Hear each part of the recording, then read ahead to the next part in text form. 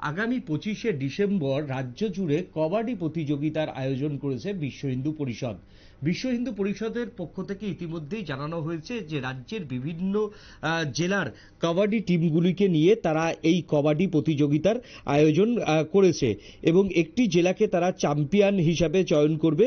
সংগঠনের দৃষ্টিতে এক সবল, সাহসী ও কর্মনিষ্ঠ হিন্দু যুব সমাজ গড়ে তুলতেই এই কবাডি প্রতিযোগিতার আয়োজন করা হয়েছে বলে জানিয়েছে বিশ্ব হিন্দু পরিষদের শাখা সংগঠন বজরং দল। আমরা দেখে নেব যে বজরং দলের যারা সদস্যরা রয়েছেন তারা এই প্রসঙ্গে কি বলছেন। আপনারা কিসের কার্যক্রম হাতে নিয়েছেন? সবাইকে নমস্কার। আপনারা সকলে অবগত রয়েছেন বিশ্ব হিন্দু পরিষদ বজরং দল সেবা, সুরক্ষা এবং সংস্কারের দায়িত্বে সমাজের মধ্যে সবসময় অগ্রণী ভূমিকা পালন করে আসছে।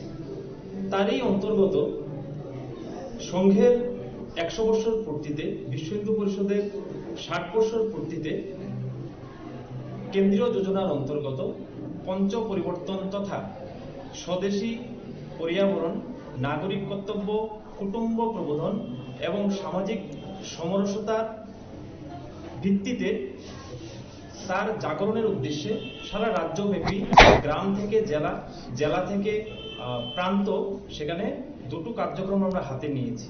সেই কার্যক্রমের অন্তর্গত আগামী 25 ডিসেম্বর তুলসী পূজনের দিন আমাদের এই পশ্চিম জেলার মধ্যে পঞ্চ পরিবর্তন জাগরণ যাত্রা তথা স্বাস্থ্যসম্মত দৌড়, সেই দৌড় এবং প্রতিযোগিতার আমরা আয়োজন করেছি।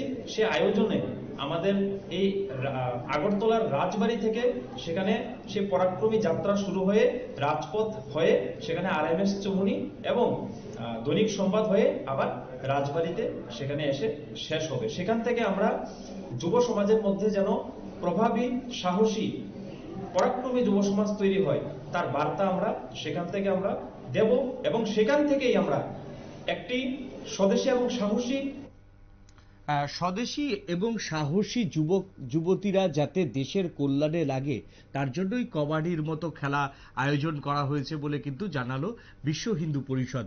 এখন নিয়ে নেব ছোট্ট একটা বিজ্ঞাপনের বিরতির পর ফিরে আসি আমরা অন্য কোনো খবরে। সঙ্গে থাকুন নিউজ ভ্যানগার্ডের পর্দায়।